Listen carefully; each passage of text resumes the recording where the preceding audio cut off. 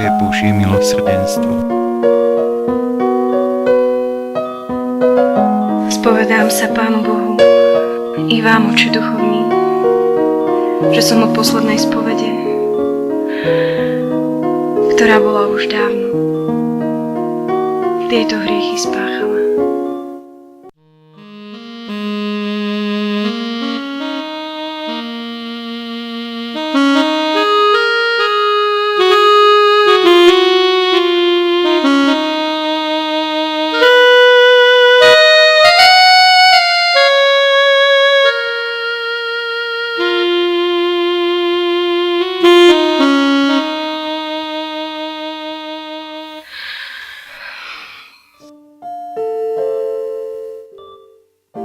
Oče, ešte jeden,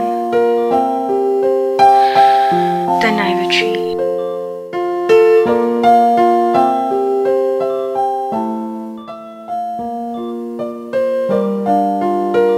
Počúvam.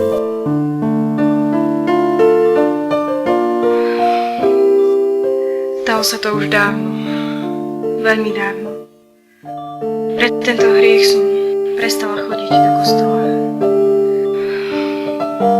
Hanbila som sa za svoj čin. Stále sa zaň veľmi hanbím.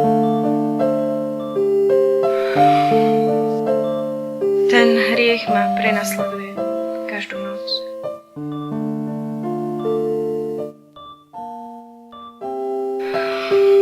Oče, pomôžte mi konečne sa ho zbaviť.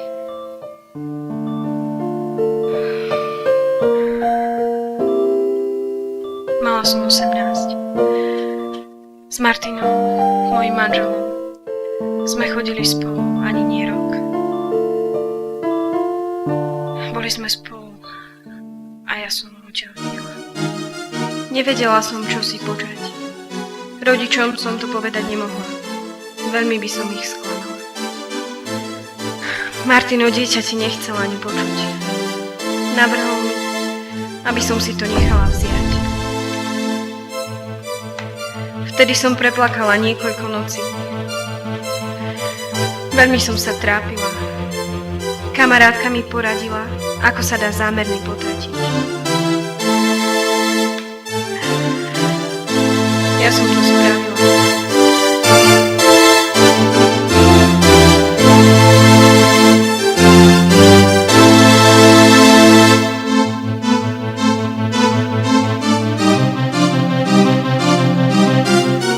Kamarátkina rada zabrala.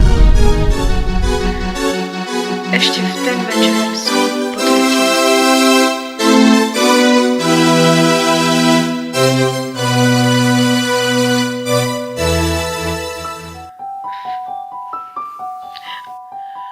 Jediní ľudia, ktorí o tom vedia, sú Martin a moja kamarátka.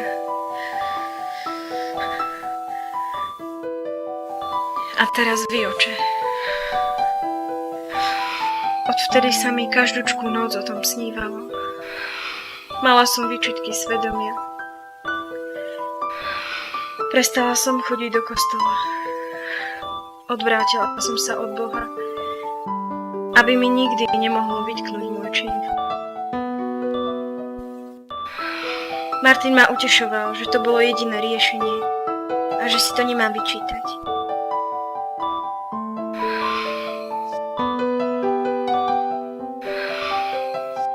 On ale nenosil v sebe nový život.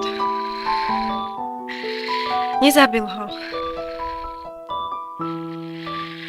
Často sa mi sníval rovnaký sen, ale teraz sa mi sníva každú noc. Už 2 roky. Jeden a ten istý sen.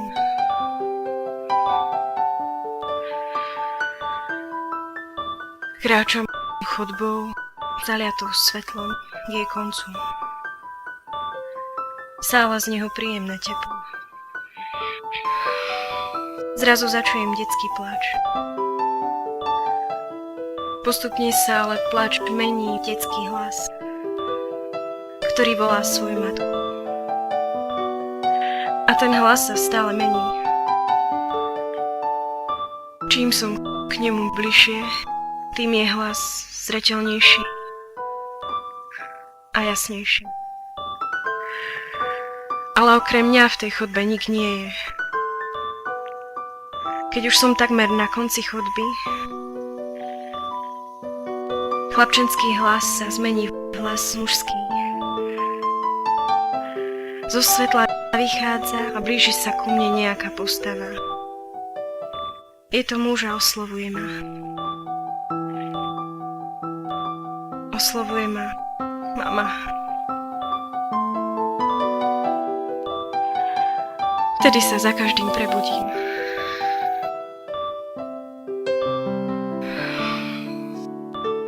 Oče, tak veľmi sa bojím zomrieť.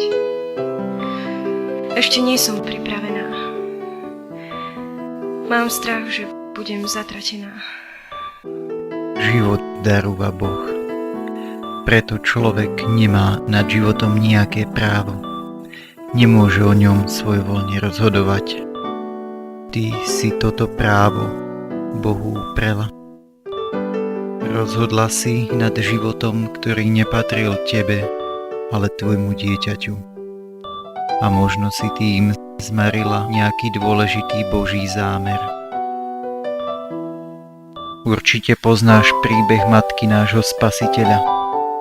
Panna Mária stála tiež pred veľkým rozhodnutím, keď jej anjel Gabriel zvestoval, že počne a porodí syna. Mohla odmietnúť, mala na to právo, ale ona sa podriadila Božej vôli. Napriek tomu, že ju mohol zavrhnúť jej snúbenec Jozef, prepustiť ju v hanbe, urobila to, ako chcel Pán. A aj vďaka jej obete dostáva každý človek šancu na spasenie. Aj ty, Mária. Áno, spravila si chybu. Trpko si ju oľutovala. 1000-krát, možno miliónkrát. A napokon si predsa našla cestu k svojmu nebeskému Otcovi. A on ťa na nej víta a povedie ťa do jej slávneho cieľa. On je jej cieľom. A teraz oľutuj svoje hriechy. Oče, odpusť mi prosím všetky moje hriechy. Pre krv svojho syna.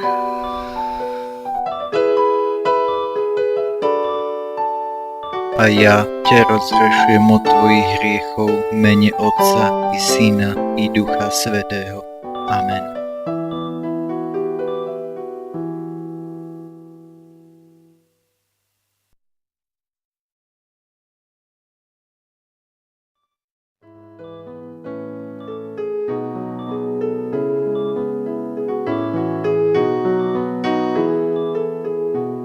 Všetkých vás veľmi